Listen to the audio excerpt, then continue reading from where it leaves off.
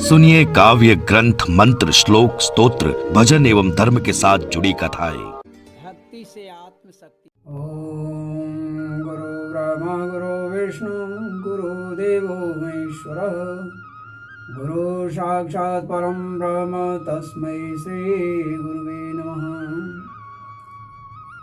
ओम कृष्णाय वासुदेवाय हरे परमात्मने प्रणतः कृष्णाशाय गोविंदाय नमो नमः।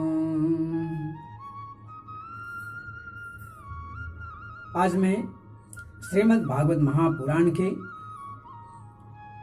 प्रथम खंड के तृतीय स्कंद के 9वां अध्याय ब्रह्मा जी द्वारा भगवान की स्तुति हिंदी में आरंभ कर रहा हूं। ब्रह्मा जी ने कहा कि प्रभु, आज बहुत समय के बाद मैं आपको जान सका हूं और कैसे दुर्भाग्य की बात है कि जो देहधारी जीव आपके स्वरूप को नहीं जान पाते। हे भगवान, आपके सिवा और कोई वस्तु नहीं है। जो वस्तु प्रतीत हो रही है, दिख रही है, वह भी स्वरूपतः सत्य नहीं है, क्योंकि माया के गुणों के कारण ही, क्षुभित होने के कारण केवल आप ही अनेकों रूप में प्रतीत हो रहे हैं। हे देव, आपकी चित्त शक्ति के प्रकाशित रहने के कारण अज्ञान आपसे दूर ही, सदा ही दूर रहता है। आपका यह रूप, जिसके नाभिक कमल से मैं प्रकट हुआ हूं, सैकड़ों अवतारों का मूल कारण है। इसे आपने सत्पुरुषों पर कृपा करने के लिए ही पहले पहल प्रकट किया है। हे परमात्मा, आपका जो आनंद मात्र, भेद रहित, अखंड तेजोमय स्वरूप है, उसे मैं इससे भिन्न नहीं समझता हूं। इसलिए मैंने विश्व की रचना करने वाले होने पर भी विश्वातीत आपके इस अद्वितीय रूप को की ही शरण ली है। आपके इस शरण में आया हूं। यही संपूर्ण भूत और इंद्रियों का भी अधिष्ठान है। हे विश्व कल्याण में मैं आपका उपासक हूं। आपने मेरे हित के लिए ही मुझे ध्यान में अपना यह रूप दिखलाया। जो पापात्मा विषय आसक्त जीव हैं, वे ही इसका अनादर करते हैं। मैं तो आपको इसी रूप में बार बार नमस्कार करता हूं। अर्थात जब ब्रह्मा जी ने प्रभु की स्तुति किया और स्मरण जब किया था, तो ये भगवान विश्व रूप अपना उनको दर्शन दिए थे। तो फिर ब्रह्मा जी कहते हैं कि मेरे स्वामी, हे भगवान, जो लोग वेद रूप वायु से लाई हुई आपके चरण रूप कमल कोश की गंध को अपने कर्णपुटों से ग्रहण करते हैं, उन अपने भक्तजनों के हृदय कमल से आप कभी दूर नहीं होते हैं, क्योंकि वे पराभक्ति रूप डोरी से आपके पाद पद्मों को बांध देते हैं या बांध लेते हैं। तावदे भयम द्रविण के सुहिन निमित्तम शोक स्पृहा परिभवो विपुल शलोभा तावन्ममेत्य सदवग्रहार्तिमूलं यावन्न देतेन्द्रियमभयं प्रविणीत लोकः। जब तक पुरुष अपने अभय पद चरणारविंदों का आश्रय नहीं लेता, तभी तक उसे धन, घर और बंधुजनों के कारण प्राप्त होने वाले भय, शोक, लालसा, दीनता और अत्यंत लोभ आदि सताते हैं। और तभी तक उसे मैं और मेरेपन का दुराग्रह रहता है। मैं और मेरेपन का ही भाव रहती है, जो दुख का एकमात्र कारण है। जो लोग सब प्रकार के अमंगल को नष्ट करने वाले आपके श्रवण कीर्तन आदि प्रसंगों से इंद्रियों को हटाकर लेस मात्र विषय सुख के लिए दीन और मन ही मन लालित होकर निरंतर दुष्कर्मों में लगे रहते हैं, उन बेचारों की बुद्धि वास्तव में आपने हर लिया है, दैव ने हर लिया है। हे अच्युत, उरुक्रम इस प्रया को भूख, प्यास, बात, पीत, कफ, सर्दी, गर्मी, हवा और वर्षा से परस्पर एक दूसरे से तथा कामाग्नि और दूसरा क्रोध से बार बार कष्ट उठाते देखकर मेरा मन बड़ा खिन्न हो रहा है। ब्रह्मा जी निरंतर इस बात को देखते हैं कि पृथ्वी पर जो जीव है वह कामातुर है, लोभ वश दंभ के वश में है। तो उसे ब्रह्मा जी भी दुखी हो रहे हैं, फिर भी प्रभु से कुछ विनती करते जा रहे हैं। वे खिन्न हो रहे हैं। यावत् पृथक्त्वमिदमात्मन इंद्रियार्थ मायावलं भगवतो जनैः सपश्येत् तावन्न संसृतिरसो प्रतिसंक्रमेद व्यर्थापि दुःख निवं वहति क्रियार्था। स्वामी, जब तक मनुष्य इंद्रिय और विश्वरूपी माया के प्रभाव से आपसे अपने को भिन्न देखता है, तब तक उसके लिए इस संसार चक्र की निवृत्ति नहीं होती। यद्यपि यह मिथ्या है, यह झूठ है, तथापि कर्मफल भोग का क्षेत्र होने के कारण उसे नाना प्रकार के दुख में डालता है, नाना प्रकार के दुखों में डालता रहता है। हे देव, औरों की तो बात ही क्या, जो साक्षात मुनि हैं वे भी यदि आपके कथा प्रसंग से विमुख रहते हैं तो उन्हें संसार में फंसना पड़ता है। वे दिन में अनेक प्रकार के व्यापारों के कारण विक्षिप्त चित्त होकर रहते हैं, रात्रि में निद्रा में अचेत हो जाते हैं, अचेत पड़े रहते हैं। उस समय भी तरह तरह के मनोरथों के कारण क्षण क्षण में उनकी नींद टूटती रहती है तथा दैवश उनकी अर्थ सिद्धि के सब उद्योग विफल हो जाते हैं। हे नाथ, आपका मार्ग केवल गुण श्रवण से ही जाना जाता है। आप निश्चय ही मनुष्यों के भक्ति योग के द्वारा परिशुद्ध हुए हृदय कमल में निवास करते हैं।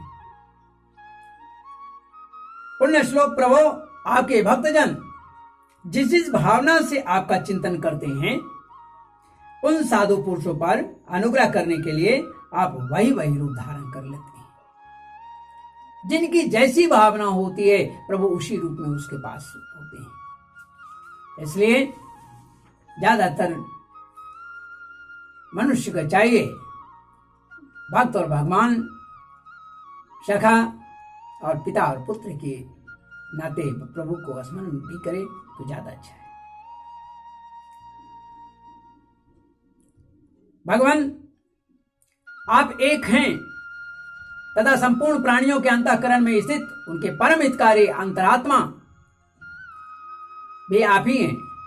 इसलिए यदि देवता लोग भी हृदय में तरह तरह की कामना रखकर भांति भांति की विपुल सामग्रियों से आपका पूजन करते हैं तो उससे आप उतने प्रसन्न नहीं होते हैं जितने सब प्राणियों पर दया करने वाले दया करने से होते हैं। किंतु वह सर्वभूत दया असत पुरुषों को अत्यंत दुर्लभ है।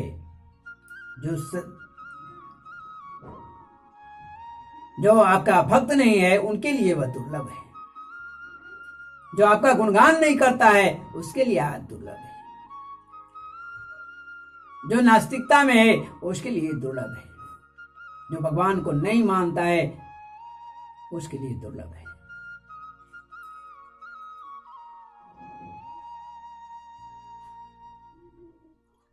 पुंसा मतो विविध कर्म विरध्वराद्धे राद्रे दानेन चोग्रदवसा व्रतचर्यया च आराधनं भगवतस्तव सत्क्रियार्थो धर्मोर्विद करे चित् ध्रियते न यत्र। जो कर्म आपको अर्पण कर दिया जाता है उसका कभी नाश नहीं होता, वह अक्षय हो जाता है। अतः नाना प्रकार के कर्म, यज्ञ, दान, कठिन तपस्या और व्रतादि के द्वारा आपकी प्रसन्नता प्राप्त करना ही मनुष्य का सबसे बड़ा कर्म फल है, जो सुलभ नहीं हो पाता।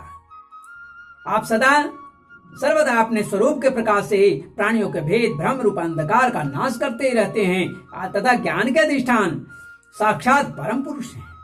इसलिए हे भगवान, मैं आपको नमस्कार करता हूँ। संसार की उत्पत्ति, स्थिति और श्रृंगार, ये तीनों निमित्त से जो माया की लीला होती है वह आपका ही खेल है। अतः आप परमेश्वर को मैं बारंबार नमस्कार करता हूं। जो लोग प्राण त्याग करते समय आपके अवतार, आपके गुण और कर्मों को सूचित करने वाले जो नाम है देवकी नंदन, जनार्दन, कंस निकंदन, मधुसूदन, यानी जो भी नाम है आपका, आदि नामों का विवश होकर भी उच्चारण करते हैं, वे अनेकों जन्मों के पाप से तत्काल छूटकर मायादी आवरणों से रहित ब्रह्मपद को प्राप्त कर लेते हैं। आप नित्य जन्मा हैं, मैं आपकी शरण में हूं। भगवान, इस विश्व वृक्ष के रूप में आप ही विराजमान हैं। आप ही अपनी मूल प्रकृति को स्वीकार करते हैं। स्वीकार करके जगत की उत्पत्ति, स्थिति और प्रलय के लिए मेरे, अपने और महादेव जी के रूप में 3 प्रधान शाखाओं में विभक्त हुए हैं और फिर प्रजापति एवं मनु आदि शाखा प्रशाखा के रूप में फैलकर डाली पर डाली बहुत विस्तृत हो गए हैं। मैं आपको नमस्कार करता हूं। भगवान, आपने अपनी आराधना को ही लोगों के लिए कल्याणकारी स्वधर्म बताया है, किंतु वे इस ओर से उदासीन रहकर सर्वदा विपरीत यानी निषिद्ध कर्मों में लगे रहते हैं। ऐसी प्रमाद की अवस्था में पड़े हुए इन जीवों की जीवन आशा को जो सदा सावधान रहकर बड़ी शीघ्रता से काटता रहता है, वह बलवान काल में आपका ही रूप है। हे भगवान, मैं आपको नमस्कार करता हूं।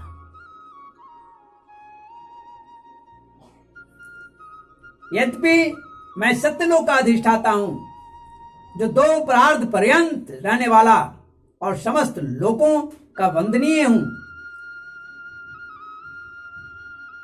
समस्त लोगों का वंदनीय है, तो भी आपके इस काल रूप से डरता रहता हूं। उससे बचने और आपको प्राप्त करने के लिए ही मैंने बहुत समय तक तपस्या की है। आप ही यज्ञ रूप से मेरी इस तपस्या के साक्षी हैं। इसलिए हे भगवान, मैं आपको पुनः नमस्कार करता हूं।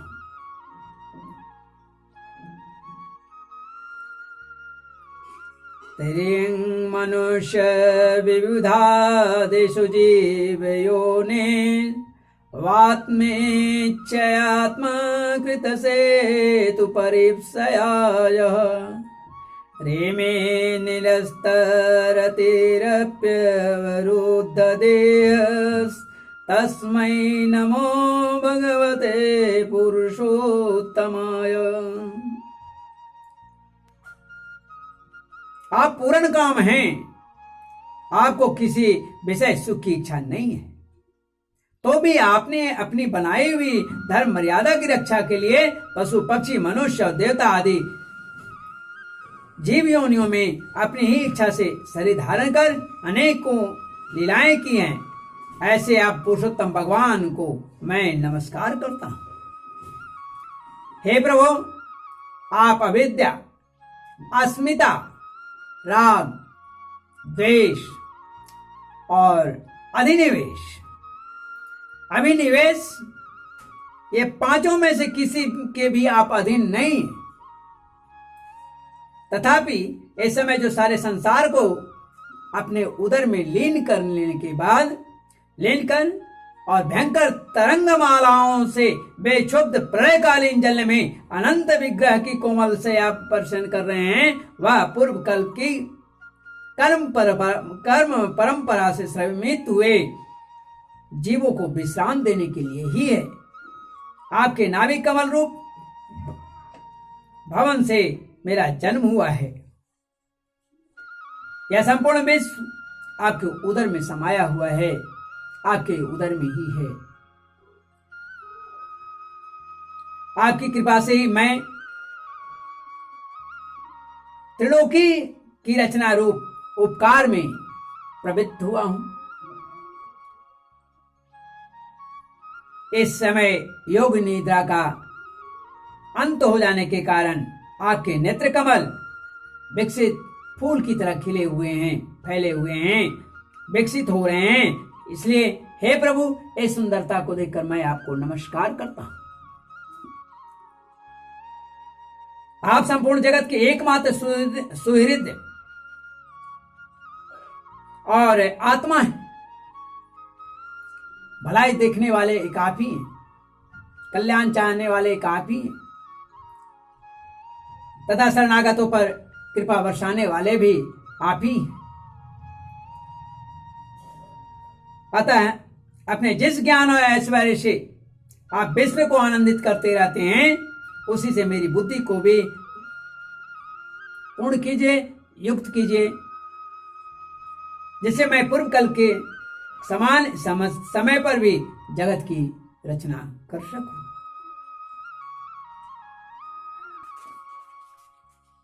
ब्रह्मा जी आगे कहते हैं कि हे भक्त वांछा कल्पतरु, हे भक्त वांछा कल्पतरु, भगवान आप जो हैं भक्त वांछा कल्पतरु हैं। अपनी शक्ति लक्ष्मी के सहित अनेकों गुणोवतार लेकर आप जो जो अद्भुत कर्म करेंगे या करते हैं, मेरा यह जगत की रचना करने का उद्यम भी उन्हीं में से एक है। आपकी इच्छा से संभव है। इसे रचते समय आप मेरे चित्त को प्रेरित करें।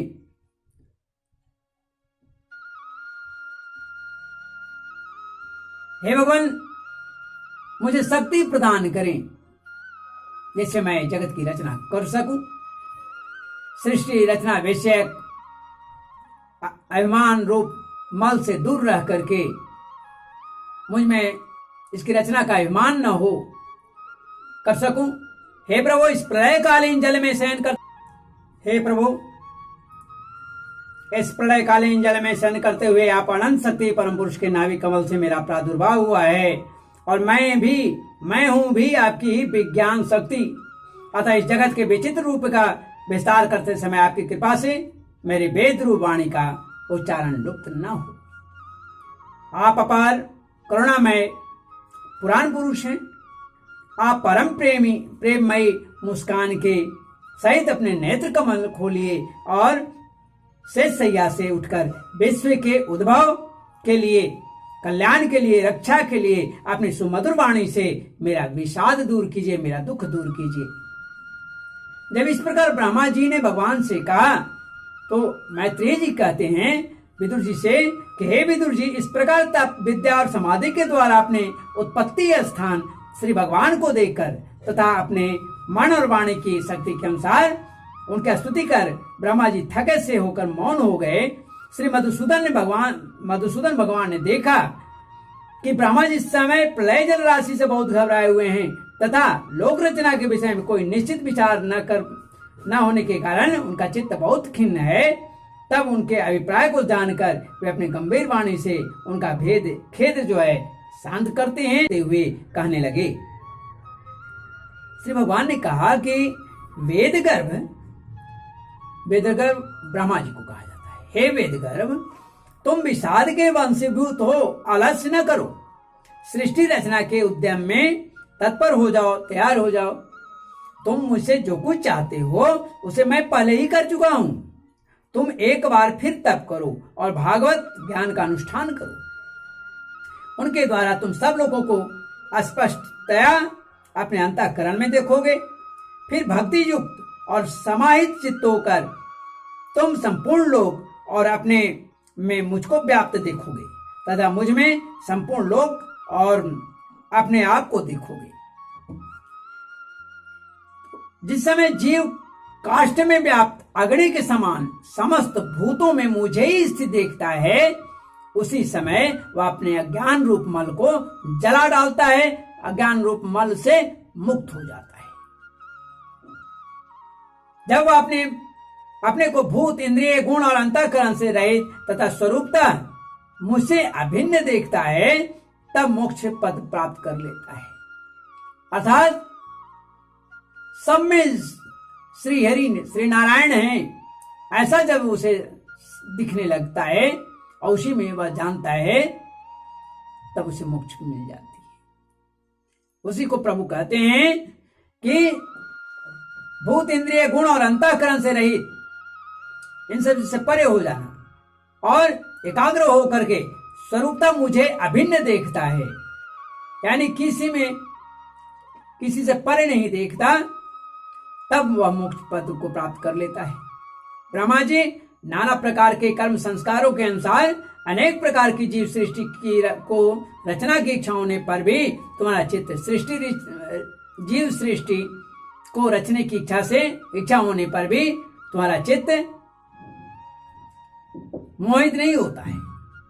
यह मेरी अतिशय कृपा का ही फल है। तुम सबसे पहले मंत्र दृष्टा हो। प्रजा उत्पन्न करते समय भी तुम्हारा मन मुझ में ही लगा रहता है। इसी से पापमय रजोगुण तुमको बांध नहीं पाता। तुम मुझे भूत, इंद्रिय, गुण और अंतःकरण से रहित समझते हो। इससे जान पड़ता है कि यद्यपि देहधारी जीवों का मेरा ज्ञान होना बहुत कठिन है, तथापि तो भी तुमने मुझे जान लिया है। मेरा आश्रय कोई है या नहीं, इस संदेह से तुम कमल नाल के द्वारा जल में उसका मूल खोज रहे थे, सो मैंने तुम्हें अपना यह स्वरूप अंतःकरण में ही दिखलाया है।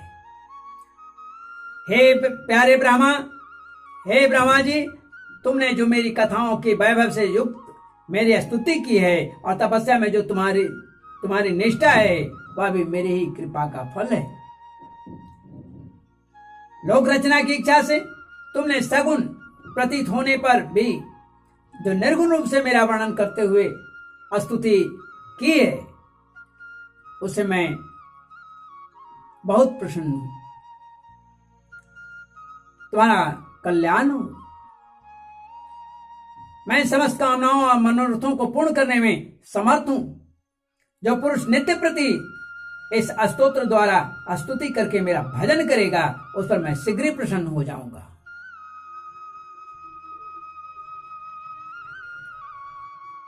तत्ववेताओं का मत है कि पूर्त, तप, यज्ञ, दान, योग और समाधि आदि साधनों से प्राप्त होने वाला जो परम कल्याणमय फल है, वह मेरी प्रसन्नता ही है।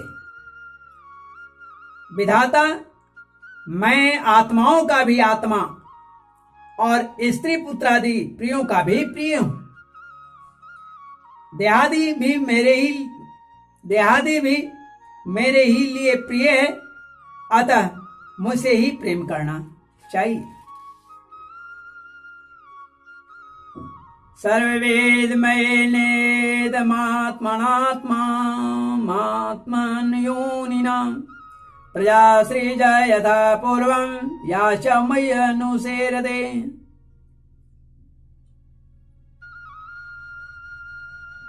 ब्रह्मा जी, त्रिलोकी को तथा जो प्रजा इस समय मुझ में लीन है, उसे तुम पूर्व कल्प के समान मुझसे प्रसन्न हुए अपने सर्ववेदमय स्वरूप से ही स्वयं ही रचो।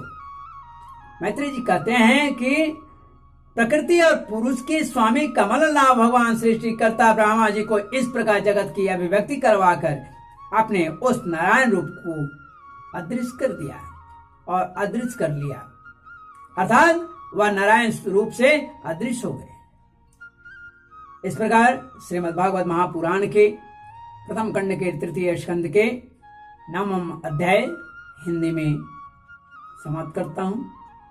श्रीमन्नारायण नारायण नारायण, गोविंद नारायण नारायण नारायण, हरे हरे नारायण नारायण नारायण, श्रीमन्नारायण